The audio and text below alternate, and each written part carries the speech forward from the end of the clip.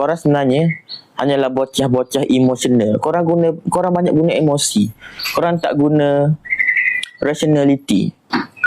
Kalau betul korang tak suka keganasan terhadap orang di negara tembikai, kenapa korang sokong keganasan yang berlaku dekat US?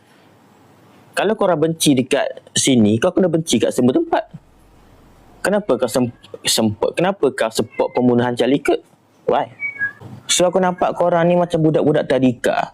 Bila ada orang yang tak sependapat dengan korang tak kisah pasal dia.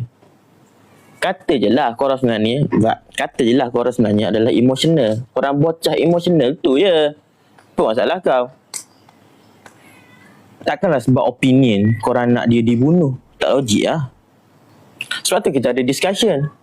Contoh dia cakap benda yang tak betul pasal agama kita. Why nak ada discussion? Apa fungsi discussion? Supaya tak berlaku perang. Tu je. Itu kelebihan Homo sapien, guys. Homo sapien kita boleh berbincang untuk elakkan pergaduhan ataupun peperangan.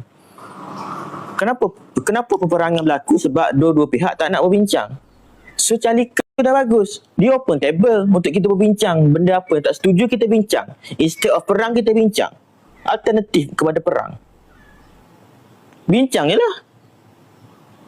Dia pun tulis kat kemah dia, prove me wrong. So prove lah. Betul tak, guys? Dia tak tulis please shot me.